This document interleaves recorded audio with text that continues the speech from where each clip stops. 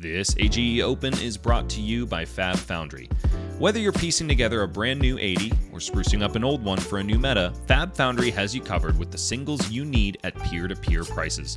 Get over to fabfoundry.co to cut out the middlemen and receive your shipment in one piece rather than a scattered pile of envelopes. At Fab Foundry, they're players just like you. Their selection is robust and their care runs deep. That's the Fab Foundry promise. Welcome back, folks. We are about to start round one, but just before we get into it, we've got a couple player profiles to pull up as these two players are fighting for their life in the Top 16 Players Championship. One of them here on your screen is Zachary Wallach. If you were reincarnated as an animal besides a human, which would you want it to be? And he chooses frog, so he could chill on a lily pad. Yeah. It's a great responsibility, just chilling. Yeah, frogs literally, I mean, they just like shoot their tongue out and eat flies. That's kind of, that does sound like the life. I like that answer. I like his question for if you would qualify for the Players' Championship, which hero you bring. It'll be a hero that loves gold, smiley. Hashtag I love gold. Wow, I didn't realize. You know what? He played Victor for a long time, so I can see how he would fall in love with that token. And we also know that he's Betsy in this match, so staying true to his love of gold. But we've got another player profile as well. Clark Moore sitting in the seat across from him and trying to counter him as well, playing Rhinar. And I guess if you know that the animal to be reincarnated as is a lobster. And I don't know. So that goes right over my head. But maybe you folks at home understand the reference. I also have to say that this man seems very pragmatic with the choice of a wolf. I feel like a wolf would tear through 30 rats pretty easily. It can't fly, so the crows might get annoying, but you got your hands to handle that. Maybe you take the high road, they take the low road, and together you could fend them all. I like that Clark is like, I'll figure the first thing out and the rest will figure itself out. Exactly. I also like his piece of advice here, just draw better forehead. Yeah. Yeah, no, he should follow that advice more often. I have seen him lose to a top deck or two in his career here at AGE. And with that, we've got a quick message and a shout out to our sponsor, Top Deck Keep. Thank you very much to them for putting our butts in seats and giving us a beautiful and air-conditioned space to play the game of Flesh and Blood. And of course, if you are here or you happen to live in the area, come on down because they've got a lot of Flesh and Blood singles and products for you to pick up. So huge shout out to them, and thank you very much. And one more thing to hit right before we get down. That's right, it's the standings. And as we mentioned, these two players are vying for spots right now. Zachary Wallach sits in 13th place with 49 points, and Clark Moore sitting at 15th. So this is a fight to decide which one of them is getting the higher seeding. Yeah, and potentially in this event, we also have some people here, I think, that are still clawing their way up the leaderboard. So they're both trying to make sure they lock their place here in that top 16. Yep. The first step is here, finish high enough that you're locked for it, and then see if you can kind of scramble to get on that left side of the bracket. Yeah. Being 1 through 8th, if you can, gives you that placement and that side choice for first or second here in the Players' Championship. Yeah, that's right. For those of you who don't know, the seeding, the way it works in the Players' Championship is that the higher seed always chooses turn order for the entire tournament. Of course, that flips on its head for top 8, but continues in concept as the seeding order changes to the placements as they move out of the, I guess, round-robin bracket. Is that the technical term for what they're doing? And we see here our players have presented here and are drawing up. Tell me about the equipment suite here. What do you feel for both of these players? That looks pretty standard from my side of things here. What they're each bringing? So I have seen variations on Rhinar, and I think the first thing I want to touch on is the Ravenous Meat Axe. What that tells me is that looks like we got to flip the names there, but Clark Moore will be looking more towards the Intimidate keyword rather than potentially aggression or value. The Meat Axe allows you to draw and discard a card every single time you swing with it, which means that not only are you coming in for a clean 5 damage, which is really nice, but also enables the Intimidate trigger, which we're about to see here as the first turn of the game. Clark Moore decides to go for the Blood Rush Bellows, doesn't even want to Arsenal and build that up, thinks that, might as well try to push damage through on turn 0. Oh, and he hits the Beast Within. Wow! We saw his opening hand here, had 2 Beast Withins with it, goes for the 50-50 here and does manage to hit, so he's going to wind up drawing up 3 cards here. We're going to first get this Intimidate from the first Rhinar trigger. We'll see here. Draw good forehead. I think I'm eating my words about what I said earlier. Clark Moore showing us he's refined the ability to hit off the top. And we see a Wrecker Romp here off the top, off the Beast Within. So Clark will lose 1 life from that. I'm going to draw 2 additional cards here from this Blood Rush below, and we'll see how much Go Again he has here. Is it going to be a Eugene Seasick out here and just roll Scab Skins next? Please don't, Clark. I can't take this early in the day. Insane. I didn't see a Go Again source, but the blue being a resource is somewhat nice here. He's looking over at those boots.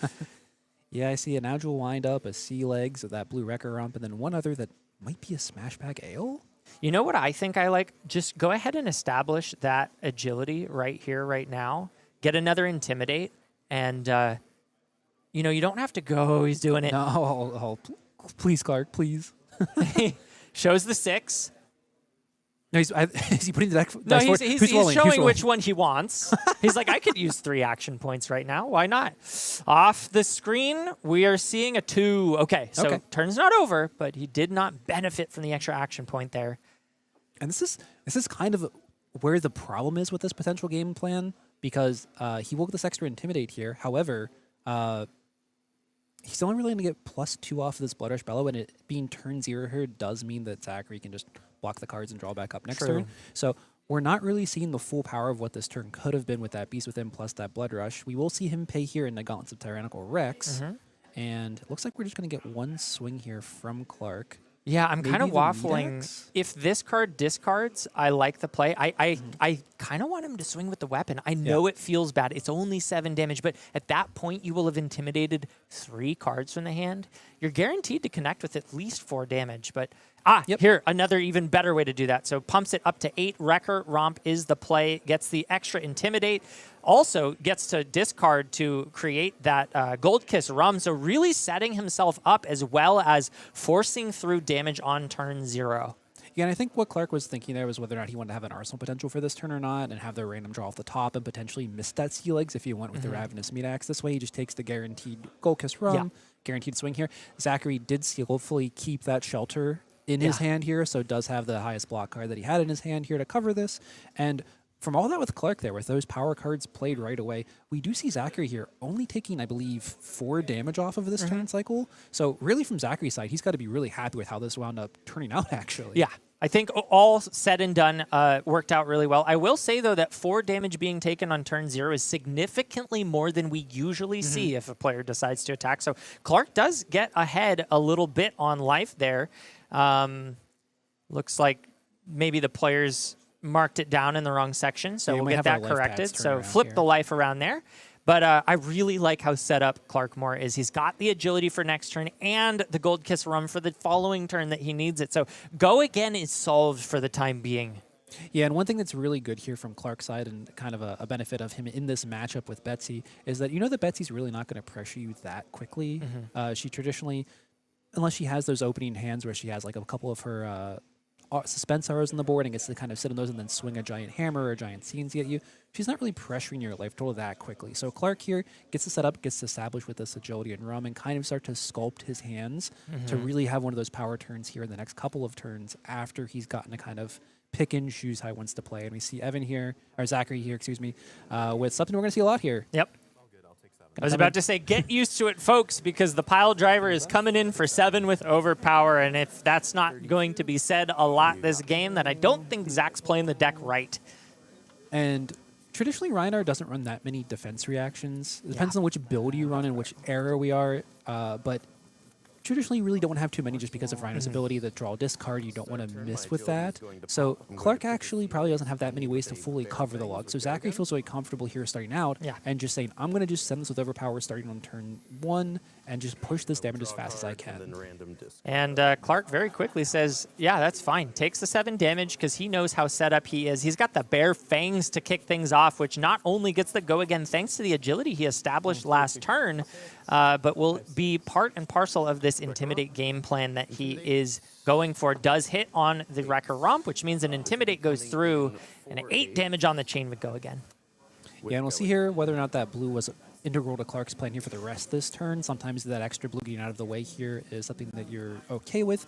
I suspect that Clark drew that off the top since he has that Sea Legs in his pitch already and wanted to just kind of maybe get rid of that. Maybe we're okay with it with what our game plan was going into this. We do see Zachary from his side has that staunch response immediately to help cover this up and kind of blunt this assault here, and we'll only take 2 out of this attack.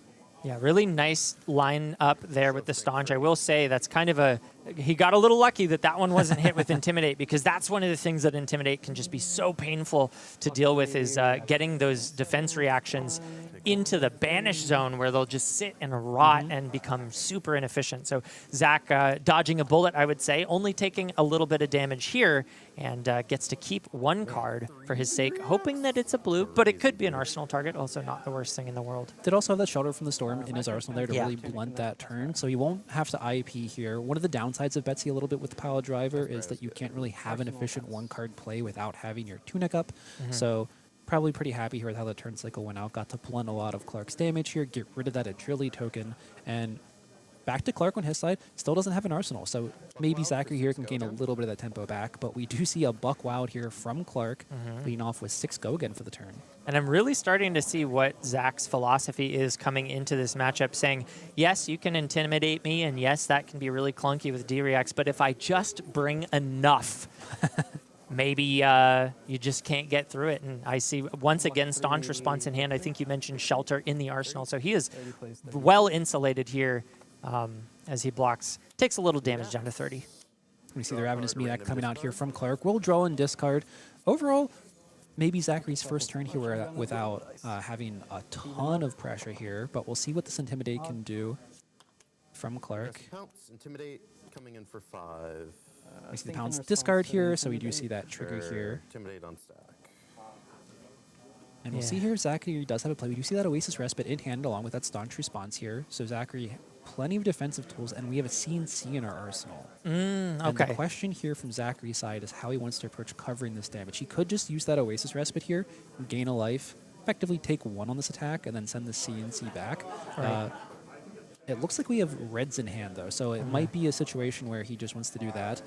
Pitch the 1 red, use Tunic to kind of send that CNC, and then get to Arsenal that Staunch for next turn. And Staunch and Arsenal, one of the best tools Zachary has in this matchup. Yeah, you know, I'm seeing a different line, and it looks like the one Zach is taking here, pitching away that Staunch response and playing the Oasis Respite, allows Zach to have the 4 resources, blue plus Tunic, to send the CNC alongside a overpowered utilizing the Good Time Chapeau to give it overpower and wagering that Might and Vigor, one of the premier power plays. Although doesn't look like he's utilizing that right now, just sending it naked. So I think it's really hard to want to utilize that extra gold and that resource now when Clark does have that Crown of Providence. He did get to bring that instead of having our normal loadout here in the hat spot with the Scowling Flesh Bag, because Zachary doesn't really attack more than once a turn. So Scowling Flesh Bag effectively just says 2 block. So in this matchup, Clark gets a lot more value from that crown. But he does manage to clear out that crown here, so in the future, Zachary doesn't have that as something he has to worry about. But we do see Clark here with the second Blood Rush Spell of the turn. And a 5-card hand. And a 5-card hand. Vigorous smash up. Does get the 6. And a blue in the pitch. He's really set up here. And critically, what we were missing the first time around when we did this on turn 0, he does have that Gold Kiss Rum as well. Yeah. So we always, even if we don't draw the go again attack here, we do have that option for having that first go again for the turn effectively here. I am anticipating a boatload of damage. Just don't roll Scabs. It's got a Beast Within in hand as well, which means that if he gets super lucky and does another Intimidate, he's going... Oh, you know what? I like this here. Hedging on the Scabskins, wants the 3 action points if possible. Let's see what he gets. It's 1. Loses the go again, but at least his turn continues. And we'll see here how he wants to approach this. I think this actually does rob him of being able to play the extra card out of hand because we don't have a natural go again from the hand. Yep. As we see, the Bear Fangs is coming out here. Clark maybe hoping here not to hit the Beast with it now since we don't have anything that we can do with that extra action point. Yeah, Or since we lost the action point. I'm looking for just the silverest of linings here. It's possible. Not great timing on that, but it is possible that Clark can still push some damage because he has the agile windup in hand and could get Zach down to a single card blocking, but it's just not what you want out of the Blood Rush Bellows. I will say Blood Rush Bellows, still an incredibly powerful card out of this deck, still can be convert through 3 attacks. Maybe a little bit less powerful compared to the Mandible Claw days, back when it really was kind of servicing 3, maybe even 4 attacks consistently. So it's not quite as ridiculous as it once was, but it's still very, very powerful, and you really want to see 2, 3, 4 attacks sometimes. So Clark missing on that's a really big deal here for him, unfortunately. Yeah. Also loses a scan-sketched plan to the Beast Within. I think he might be more annoyed of losing the extra life point than he is losing the Sand Sketch plan, to be honest. As we see a Fearless Confrontation block here from Zachary. We'll take 7 here, down to 23 from this attack. Yeah, it just... it is a shame.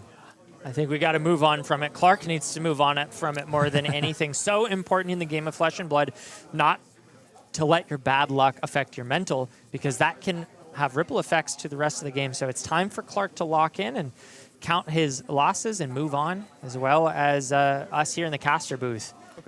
And we'll see here what he's going to choose to Arsenal. Missed it.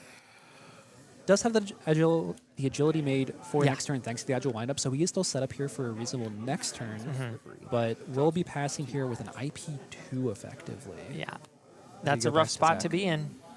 Zach has 3 cards now to work with, and one of the things that Betsy does really well, surprisingly, is convert larger hands. It does depend on the build, but especially builds that run the instant auras, like you see here in the pitch zone, gives you just a little bit of flexibility where if you do happen to run into a hero that intimidates your whole hand, you're not completely out to dry. Yeah, when you do see Boulder Drop Red coming across here, great card in the deck, does a lot of really powerful things, particularly in the aggro matchups. And in this situation, probably won't get its crush ability off into Clark, but will rob Clark of potentially 2 cards or some of that armor block that Zachary wants to chew through here as early in the game as he can. Yeah, depending on the texture of Clark's hand, he may just choose to block and give 1 piece of armor, could decide to block with 2 cards, or as you mentioned, shove full armor and say, I like my 5-card hand, let's rip it. Yeah, and one of these things that kind of the players are going to be looking for here as the game progresses and they kind of figure out what their game plan and strategy is through the game. Zachary really wants to rip this armor as early as he can, because as soon as that armor is gone, he gets to start using that overpower ability that Betsy can give her attacks to kind of push that extra damage through to end the game. So the earlier Zachary can rip this armor away from Clark, the better for him. Yeah, he made a really good read with that CNC, not using the good time chapeau, not getting rid of the tunic counter, because he effectively got the same result, which was headpiece gone. No longer need to worry about that one. Ready and live for the next CNC to hit, and we'll see here if that remains true. I'm sure Zach has his little checkbox of things that need to happen in order for him to win this game, and one of those things is you got to get through the armor. Block 6 with the equipment. 6. Clark just says, I'm going to give the full fridge, likes what his hand is. And this is actually a really critical point here, I think, of this game. Clark choosing to say that, again, that armor, this is its spot for it. I can send enough damage with this hand that giving this up and kind of not being able to stop that overpower later is worthwhile here. Now, I'm really curious here to see from Clark's side, are we going to see a Savage Sash pop here potentially this turn with that agility token in play? I think that this feels like a Savage Sash turn. The thing I'm questioning is the blocking with the boots. You still stop the crush if you don't give the boots here, so it was a choice. I'm not sure I understand it fully, but we will continue to see as Clark more starts the game, or the turn off, with Savage Feast, one of the premier cards to pair along with the agility token, because it will allow him not only to discard a card to intimidate, but then draw up another one. So very, very efficient offensive play. You see Thick Hide Hunter here in the discard, so Clark will get that Intimidate trigger off. Coming in for I appreciate that Zachary just starts the turn and just puts the hand out. Yeah. He knows what's happening here. Still has the Sink Below available here. Did not get that one intimidated away. Looks like an Aura, maybe? Yeah, an Edge of Their Seats, and I believe a Ripple Away is his last card here. Clark still working with 3 cards from hand and 1 in arsenal. And this is kind of like the quintessential Rhinar plan of what you have to figure out as the opponent. Of Rhinar definitely has at least 1 more attack that should have an Intimidate with it. So how much do I commit here to this block? Do I cover it with just the 6 and hold the Sink and just know it gets intimidated? Do I give the Sink plus a card, knowing the other one gets intimidated? This is kind of like the fork that Rhinar puts you in of, I know that these cards are going to be leaving my hand here with the rest of this turn, so how do I get the most value out of them before Rhinar gets to just send unblockable damage effectively? Yeah. No, I find myself sitting there in spots where I would normally never block because I need to save for the on-hit. You just are kind of forced to block early. And here we're seeing Zach anticipating a wide turn, going ahead and cashing in those quick dodge flexors for a nice clean 6 paired up with the sink below. And this is great from Zachary's side, really heads up, I think, where he recognizes that all 3 of these cards will be gone from his hand after this turn, whether it's the Intimidate or through blocking. So he just decided, I still have that card in my banish here. I have Tunic up for next turn as well. He can probably swing the pile driver with that. So he's just playing the most efficient way to actually utilize all 3 of those cards. Now we've got Bear Destruction on the combat chain. Looks like he's debating on Beat Chest, does go for it. So when it attacks, if he has Beaten Chest, which he has, it gets Go again, and the next Brute Attack action card played gets +2. I don't know if he can play that last card in hand, but I'll have to take a peek at it before I can make that call. This is a really, really efficient offensive play, and although Zach seems to have played it incredibly well, he's going to be taking some damage here. Take 9. Yeah, Taking a lot. Gets the last card intimidated in here, 11 from that swing big here, and Clark, we see here why he decided to just give the equipment on that last turn and just say, I can kind of tank up with that. He pushes through 13 damage this turn, I believe, dropping Zachary all the way down to 10 here. Yeah. I got to say, I'm really impressed with the spot that Clark Moore is in right now, despite having such an unfortunate turn of events on that Blood Rush Bellow turn. Both of them, Yeah. really. Like, both of let's make no mistake here. Clark has drawn, had bad things happen with 2 of his power turns so far, and is still in a very commanding situation. So it speaks really highly to how the Rhinar deck can just kind of chew through these really, really defensive decks and just push damage that they can't really stop. Yeah, no, he looks kind of locked in. He doesn't seem so phased by the past unfortunate turns of events. I love to see that. Yep, and we see Good Time Chappelle here, finally activated from Zachary Wallach, sacks that gold, so he's wagering a Vigor, a Might, and that gold here, coming here for 6 with this pile driver. And then notably, he does still have that Sigil of Solace in hand here, so he's not going to IP a card here, he's just going to be able to discard that, gain that 3 life back. Really good play here from Zachary to really push and kind of ask Clark, will you give me 2 cards here and let me kind of reestablish a control point here in this game? Yeah, I really love this question that Betsy can ask, which is just 6 damage and a boatload of tokens, but you're asking that of the aggressor. You're saying, hey, will you give me 2 of your 4 cards? Will you give me 50% of your offensive output to gain some tokens? And from Clark's seat, that kind of seems like a good deal. Like, wow, that's so much value. But from Zach's seat, that's a full turn of reprieve from this onslaught. Yeah, and it's really one of those situations where, as the player that's this far ahead as Clark, you really don't want to do it. But in this situation, I think that he just recognizes that he can kind of slow down a little bit here, kind of reset the board. He at worst has a Ravenous Meat X swing on his turn if he wants to Arsenal. And I think that gold in general is a really powerful thing for Rhinar to have, because it lets them kind of reset some of those really awkward hands that they can have where they don't have to go again maybe, or have extra cards they need to kind of chew through. And I think he may be holding back. Was that a pulping? Yeah, it looks like there's a pulping here in this pitch zone. Okay, so utilizes the Vigor and sets the pulping down. Now, this is a really, really important thing to catch in that pitch zone. Why is that? Because at this point, getting the go again for that is actually really important. In that second cycle, once Zachary has burned through all of his D-reacts, once he's burned through his armor, that can effectively read as true damage here that can end this game. Yeah, and one pulping has Dominate, right? Has so Dominate. That could be that kill shot. And one thing that we know for sure here is that this game is not necessarily going to be a fast one, right? We have Betsy, even to this point, still down to 13, but has played a ton of D-reacts, still has some life gain in the deck, still has plenty of block value here. So we'll see here if Clark actually gets to see that pulping again. Right now, though, just a Ravenous Meat Axe coming in for 6 thanks to that Might token. Zachary blocking with a Fate Foreseen, and Wallach to opt that to the top and take 2 down to 11. Yeah, Clark with that massive life lead right now, but Zach finding a window to slow him way down with that pile driver wager. And we'll see here what Zachary's response is. We do see an Oasis Respite in his hand. I believe an Edge of their Seats, and one other card I can't quite catch here. I think that's a Cranial Crush. That's a Drink him under the table is the one that I saw there. Did you already say Cranial Crush? My I fault. did not, but I thought it was. I thought it might have been a different card here, but it looks like that Drink him under the table will go into the pitch zone here. Don't have the resources for it if we want to keep that Oasis Respite. Yeah. As Pile Driver comes in for 6 with that wager for a gold. Keeping Oasis Respite in the hand is a choice. Now, he has a 75% chance of successfully being able to utilize it next turn, but when that card gets intimidated in particular, it's a very clunky one to have to convert into offense.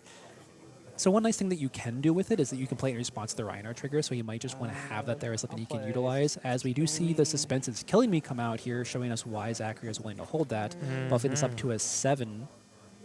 Looks like Clark blocking with 3 red cards here. Yeah, he had the all red hand, so we're just seeing him kind of dilly-dally a little bit, trying to sculpt the next kill shot, if you will. And one thing that I didn't realize the turn prior was that there was a Suspense is Killing Me in the arsenal. Clark Moore played around that brilliantly when he put 3 cards in front of that. So I just want to shout that out. Really smart heads-up play from Clark. Arsenal pass from Clark. Back to Zach now, asking the question, how do you convert a 5-card hand? And it's going to be clunky because I see a staunch response in. Oh, but there is a Terra Sunder in hand. Oh, so that's if true. Zachary has the resources here, potential to push a ton of damage with Dominate. So we see a staunch, what looks like a red boulder drop, and I believe another blue. Yeah, so I actually don't think that we can pay for all this, unfortunately. Does just go for the boulder drop. Not enough resources.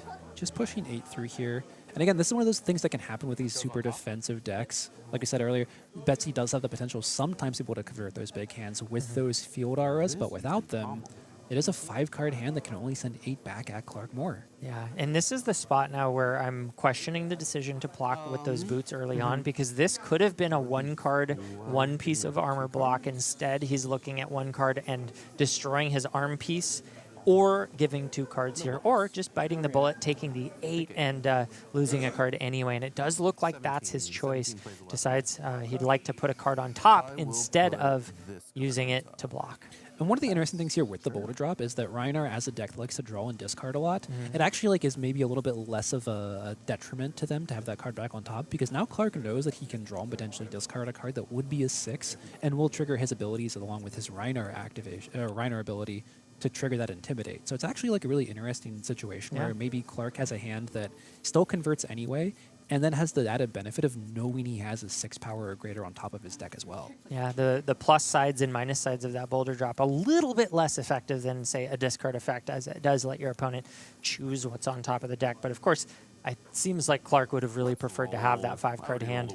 Ooh, and he's reaching for the scabs. Oh, not again. Clark, please.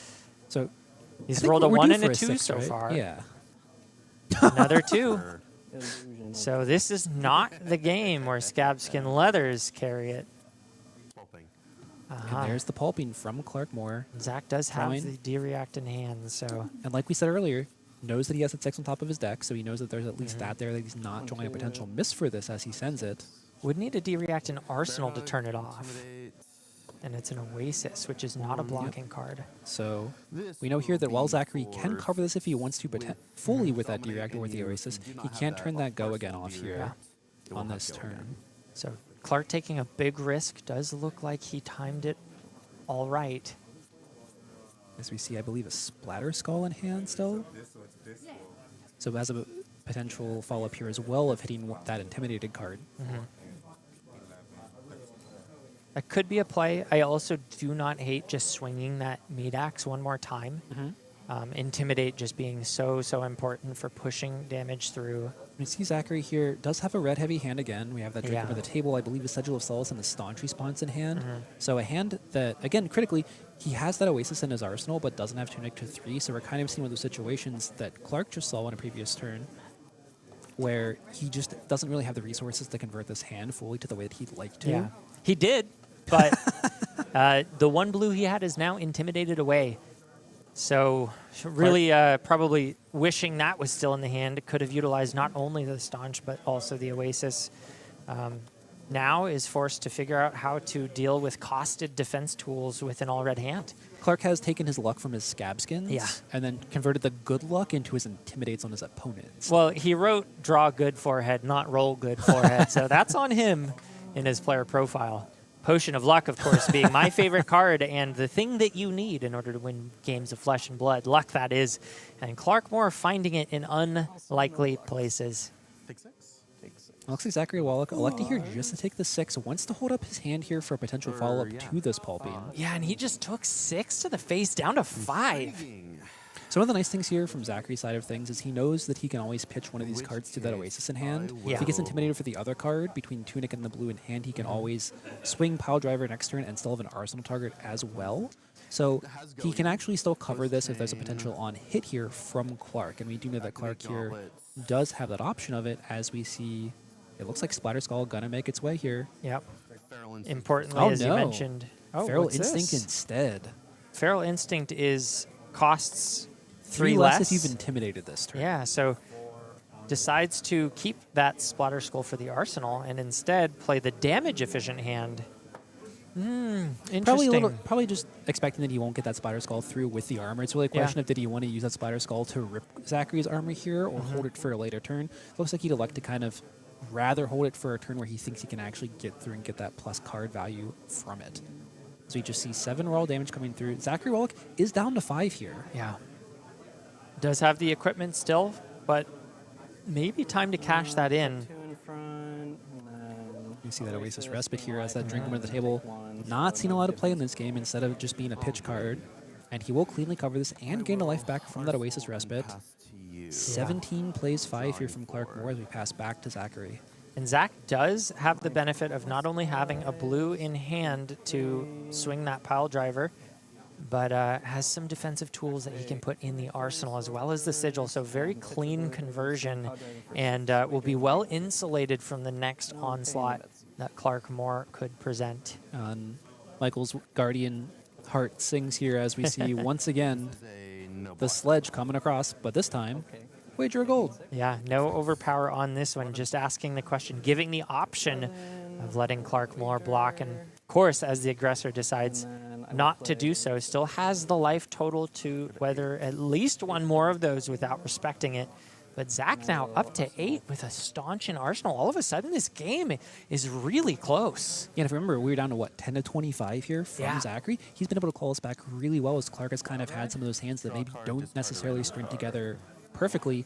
But this turn, however, we finally found Wild Ride from Clark Moore's side, and we'll see here, can he hit the 6 and start the Intimidate train on Zachary? Didn't catch Zach's hand, but if it happens to be blue light again and Clark is able to intimidate it that early. Oh no, the Sans Sketch plan! That had to have been his draw off the top. There's no way he would have had that in hand if he pitched the Agile windup here. As we see just 6 damage coming across now from Clark. Yeah, and this is exactly what Zach needed to turn the tables, and exactly what Clark did not want to see happen. Zachary here looking through his hand. We do see the defense reaction here. We know we have the Staunch and Arsenal. There's a blue. Zachary here loaded with how he can cover this, thanks to Clark missing on that Intimidate and that go again from the Wild Ride. And all of a sudden, Zach's in a position, just for folks at home who don't play against a lot of Betsy or don't understand, that weapon can kill you. It has overpower, and all you need to do is get the opponent low. It's not like traditional Guardian where you then have to spend the rest of the game grinding them out. Yeah, sure, you're sending 8, 9, 10 damage per turn, but okay, they just give you 3 cards and move on, give you 3 cards and move on. Betsy is not like that. And we've really seen the power of having the Sigil of Solace from Zachary here to kind of claw his life total back up. He's been able to have a couple turns here where he's blocked really efficiently into Clark, gained a bit of life back, and then chipped Clark down as well. So we'll see here how he wants to approach this from the hand that he has, what defensive tools he would like to use to keep the rest of his hand, as we see that Gauntlets of Iron Will being pushed forward here potentially. Block 2, gauntlets, reaction, sync. We'll see here. We will see a sync. Elects not to sync with it, but does cleanly cover that 6 from Clark. And Clark is forced to pass back here with 2 cards in hand and an arsenal that he cannot use thanks to that roll on the Wild Ride discard. Activate good time, Chapeau. Yeah, really unfortunate roll there. Good time Chapeau activation here from Zachary. We're going to go for the Intimidate. Wagering gold, might, and vigor. And then does the full wager here with the Pile Driver. Gold, Might, and Vigor coming across here for 7 overpower. Am I missing something? Did he wager twice? He did wager twice. So Okay. he had the one off the Good Time Chapeau Yep. and then the one off the Pile Driver itself, which is why he has 8 in his pitch zone. So Betsy actually lets you, for every wager that you have, pay 2, and you can get the +1 off of that. So we have 2 wagers here, so he's paid 4 extra for +2. So we have 8 coming across here from this pile driver on this turn. And this is not a number that Clarkmore is likely to be able to stop, even if he had the 4 block. I guess if he had the 4 block, he would have armor. Reckless Swing, Reckless Swing, right? The Reckless D-React Swing, yep. is a card that a lot of Rhinars are on. Doesn't look like it's in this hand, though. It's like another Sand Sketch Plan and a Vigorous Smash Up. I think that the issue that we're seeing here with Clark's hand is we have that Sand Sketch Plan, but no native go again. So it might be a situation where Clark is forced to use that to go and kind of get a discard and make that his action points for the turn here. But again, like you said, this is 8 coming across with Overpower. Clark can only block with 1 card. Yeah. So he's going to be taking 5 from this unless he commits those last 2 points of equipment block into this. And Pile Driver here just showing its strength in this late game situation here. Yeah, Overpower is really difficult for some heroes to deal with as long as they're not able to run D-Reacts like Rhinar is very punished for, thanks to that Intimidate mechanic. Really just is basically dominate. As you hear Zachary taking a look through to see what's been used from Clark more, maybe seeing how much Go Again has gone out of the deck, or maybe checking how much Dominate has gone with those pulpings. Really, how much of a danger is he in at this point from Zachary's side of things? As we see Splatter Skull coming across here to block, and Clark Moore down to 6 for the first time this game is no longer in the lead in the life total race. 6 plays 8, and we still know that Zachary Wallach is sitting on that staunch response in Arsenal, so not only does he have the life lead, but he has so much more insulation from this damage. Clark will have to piece together at least 2 strong Intimidate turns, I think, to break through that. And we see the Sand Sketch Plan here from Clark. Love to see that in hand here because it means we can't draw it and discard it accidentally. Yeah. Happened twice already. This is the last one, so... And he is getting a card out of his deck here. I'm imagining it's probably the 3rd Beast Wisdom that we saw him pitch on the first turn of the game here. Sure. Looking for that extra card draw. I tutored, so shuffle it. Doing the math right now on the Overpower, I think it's safe to lose a life here, but he's getting dangerously close. 3, 4. You see Savage Feast gone. So not a card that you really want to see discard here if you're Clark Moore. Probably will be one he'd rather play with that extra action point. But how he will go ahead and intimidate that first card from Zachary Wallach. Does make that 2 action points here. And we'll see how he wants to progress with this turn as we see a Vigorous Mashup still in hand. Meat axe. And just swings the Meat Axe first. 1 floating, draw a card. So it looks discard like- a random card. We're going to get the swing in here. Does he hit here off of the draw discard?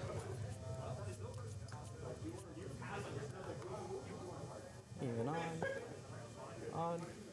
Drum roll, please. It is the Vigorous Mashup. Okay. Probably happy, but it does depend on what he drew. Zachary Wallach down to 2 cards in hand. And again, we know that Staunch Response is in his arsenal. Yeah.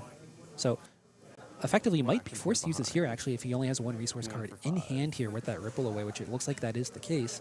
Has to decide here, does he want to give the Sink Below here on the block and then lose that Ripple Away potentially, or not be able to use that Staunch Response with the next Chain Link? Yeah, this is actually quite a fork. He's got a lot of life and still has some armor block to boot, so I don't hate Sink Below.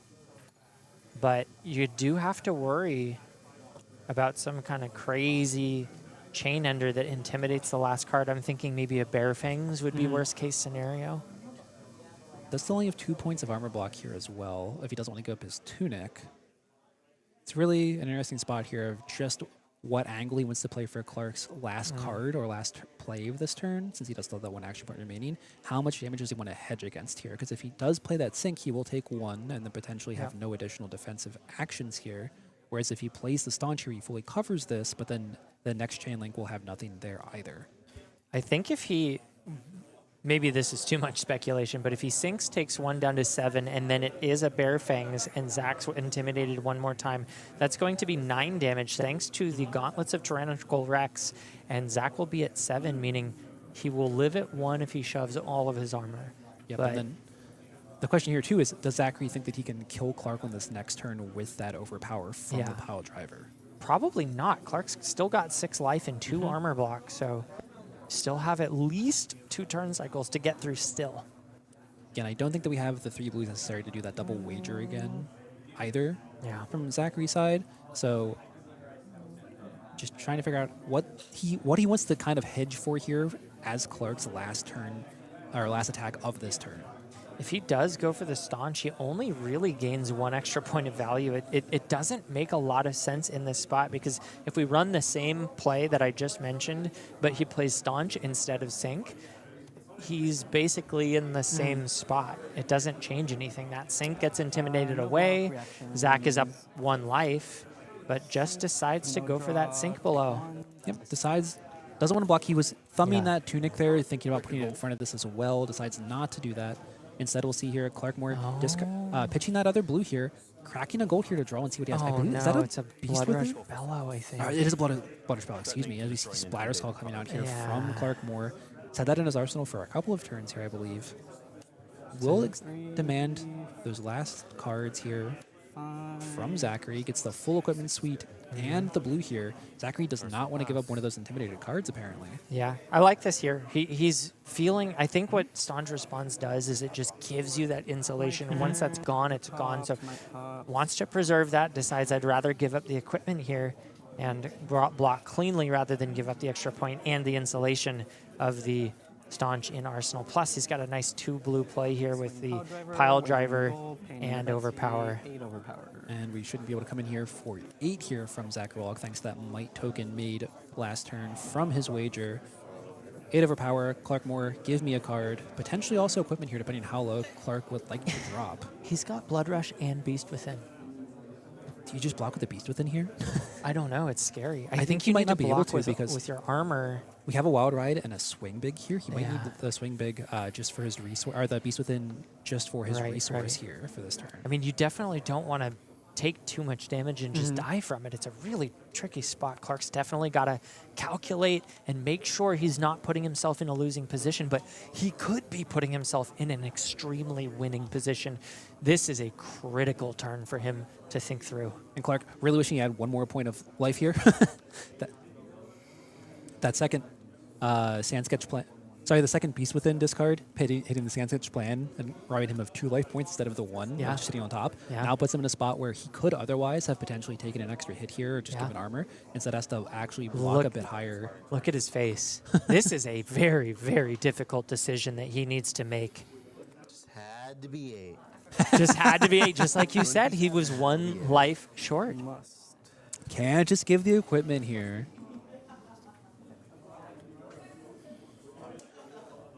Zachary has to feel really good in this situation. You have that staunch in the arsenal. You know that you're covered for this turn. Bryce in the background. Can't help putting the brutes in their place with the sit. Yeah. But if you're Zachary here, you're pushing through damage. You're robbing at least 1 card out of Clark. Probably only 1 card because Clark's trying to have a D-react here. You have that staunch response for next turn. You're feeling pretty good about where you're putting yourself in this game to be able to win this maybe next turn even with another overpower attack. Absolutely, but right now I would say it's time to focus on what is, not what could be, and right now Clark cannot afford to keep the 5-card hand. He must block, and so the question he needs to answer is how does he navigate from there? After giving up a card, what's the best card to give up? Can you afford to gamble on hitting that Blood Rush Bellows onto the Beast Within? Is that your only out? Yeah, I'm expecting Clark here. My initial thought here is that he'll block with that Swing Big in hand, potentially giving the armor blocks here as well, saying, okay, I'm going to shove the fridge here, make sure I have a little bit of life total, and on his turn he can play that Beast Within, or the Blood Rush Bellow from his arsenal, potentially put a swing together, maybe that Wild Ride into another attack. It looks like he sees that very same line. 2 cards coming down, being blocked with 4 on the table, going down to 2, just enough to successfully hit with that Beast Within if needed. Critically keeps that Gauntlet Tyrannical Rex here, potentially being able to convert that into 1 more damage here if he does have that extra resource in his hand. Does keep the Beast Within in his hand as well here, so potentially could be hitting with this Blood Rush Bellow and another Beast Within. Zach not even looking at the hand before he lays it down for Intimidate. Does not care because what's done is done. Step 1, missed the Beast Within. Okay. Oh, he hits the Wild Ride! Oh, and Clark cannot be happy about that. Every single die roll on Clark's side has been probably the worst case scenario for him, unfortunately. We got to tell him he needs to rewrite that player profile. He needs to make it about dice, not cards, because the draws have been fine, but the die rolls have been atrocious. Now it does look, however, we drew a Reckless Swing and another Wild Ride here. That's good. Clark will get a second chance at hitting this beast with it. 50% now. Surely. Zach still has Staunch in the arsenal, has a really clean way to cover this up if he has the blues to afford it. Pulping. We missed it again as we see the pulping go in the graveyard. And again, this was one that Clark Moore put into his deck looking for this late game cycle to be able to kill Zachary with it. Instead discards it. Has a potential out with drawing gold, at least to give himself a better Arsenal target. But Arsenal doesn't matter. He's dead next turn, right? If a 7 overpower comes through. If this goes through, he's done. So he needs to find the kill shot. And Could potentially have another Reckless one in the deck, yeah. but Let's see if we can see, are either of those cards blue in Zachary Wallach's hand? Does look like a buckle. Both are blue, so he's well insulated to still be able to play that Staunch if needed. well, the problem is that we have to block with these, right? Well, he could just play the Staunch here. We could play the Staunch here if we want to do that. If he does, he has to play. He either takes 2 from this, or he covers it fully and doesn't have a card for the next attack here, which is also potentially dangerous here because, again, he's at 7 and there's a Blood Rush Bellow in play. So Clark here could have enough damage just to push through. He's at 6 life with no more. Does a Minax just kill? I believe the Minax here will just Oh kill my him. god. Did Clark Moore find it? Well, if he hits, he has to go off the top here. Again, we know that there are still misses True, he's potentially got the in the Beast deck. Within in hand. If he gets the Beast Within, he could potentially Brain kill is himself doing great there, things to me, or he my could draw this apologies. card Right. and draw a non-attack action Right. there as well. Okay, so there's still a gamble, but it's Still a looking gamble. actually really good for Clark all of a sudden. It looks like he found the line. Getting the Wild Ride off the top was massive for him. We Absolutely. discarded the first one. The second one actually was game-changing here off the top. He really wrote it up right. It's not about the rolls, it's about the top of the deck, and it's so funny to see just how true that has been in this game. The decks have been cooperating, the dice have not. 2 cents. Clark here going through. I think he's just counting what his misses are potentially still Yeah. back here for his draw and his discard, where he could potentially lose the game off of that. And I love the diligence that we're seeing from him. He's got a card that could kill him on the spot if it gets discarded. He needs to make sure to insulate himself. He does have a potential alternative line where he draws off gold, but that has the risk, of course, of changing the top card into the non-attack. It's still a gamble, but he does like Going the for it. odds. I think this, I'd have to run the numbers, but I think this improves his odds overall. Just adding an extra card is more likely to give less misses.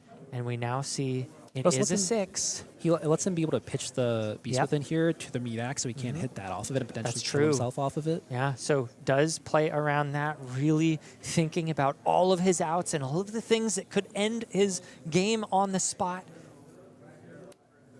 Goes for Gauntlets. So he believes in the top of his deck. Drumroll, please. And it it's is a 6. He gets the 6. 3, 4, 5, 6, 7, 8. Comes across and And Zachary that's extends the the fist. game. Clark Moore takes it, snatches victory from the jaws of defeat.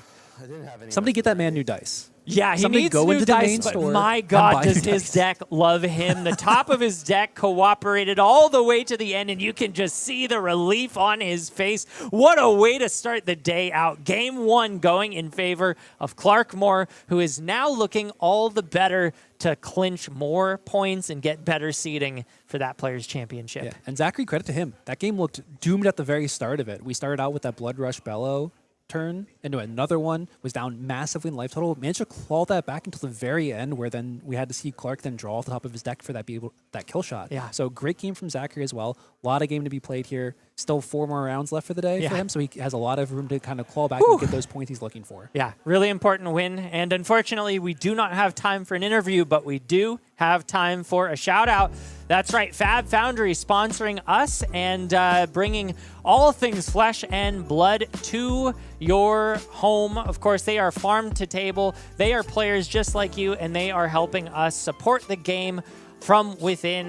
They've got a really awesome website where you can go check out. You can buy singles. You can buy packages of rares and commons if you are a Silver Age player. And of course, we've got 10% off of singles if you use the www.fabfoundry.co/discount/AGELA10 code. You can also head on down to their website using that QR code at the top of your screen, and that discount will be live all the way up until Tuesday. So get your shopping done today or tomorrow or Monday, but don't put it off too long because it is not an infinite code. It has a expiration date. And with that, I think we've got a little bit of a break before we head into round 2, so don't go anywhere, folks. We've got more exciting Flesh and Blood after this.